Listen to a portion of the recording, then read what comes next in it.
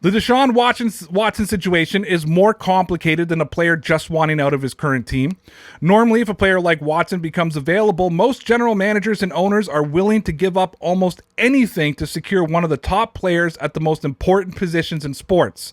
However, Watson's legal troubles struck a wrench into a lot of the negotiations or teams' general interests. Let's also not forget that 9 quarterbacks have been selected in the first round over the last 2 drafts, and 19 of the 32 teams have their franchise quarterback and shouldn't be interested in trading for Watson. That narrows down the market and asks the questions, did the Texans make the right decision sticking to their high asking price? Now, Jason LaCanfora of CBS Sports wrote, "Don't get it twisted. DeShaun Watson is still a Texan because the Texans were never realistic about his trade value. Period. They always were seeking more than the market in a very limited market. With a player facing widespread allegations of sexual assault or sexual misconduct, and with no resolution in sight, the potential outcomes are quite varied. Numerous organizations were willing to part way with a multitude of key pieces to attempt and land a player facing the significance of a legal situation.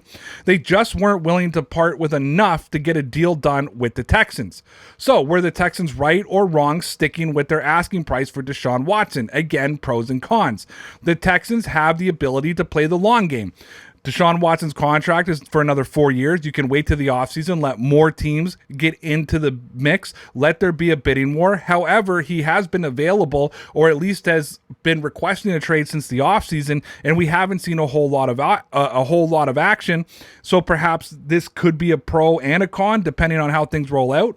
However, I commend the Texans a little bit for sticking to their guns, setting their price, and not budging, and hoping that they can get their price in the offseason. Now, there could be a situation, though, that the longer that Watson sits, the less leverage the Texans are going to have. We just saw this in New England with Stephon Gilmore. Considering that Von Miller just got traded to the Rams for a 2nd and 3rd round pick, you would have to assume the Patriots could have got more than a 6th round pick for a former defensive player of the year.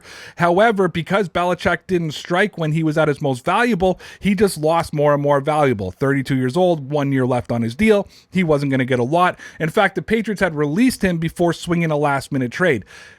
I'm not saying that the Texans are going to get to a point where they're going to release him, but the longer that Watson doesn't play, the longer he sits on his roster, and the more teams just hold out to not give him their price, it's going to drive down his value rather than up, and perhaps the Texans are going to be looking at this last experiment with the Dolphins and realizing they made a critical mistake not moving him then. And the last biggest piece about it is DeShaun Watson has a no-trade clause, so you may be able to get more value for another team, let's say the Detroit Lions. However, if Watson says, I'm not going to Detroit, you can't make that trade. As of right now, we know that Watson waived his no-trade clause for the Miami Dolphins and only the Miami Dolphins. Rumors already came out months ago that he wanted to play for Brian Flores. He wanted to play in Miami. You had your opportunity. If you might get better value, but if he's not going to sign off on going, even a team maybe like the Raiders or something of that nature, then you might be taking less only because of your own ignorance to that trade clause.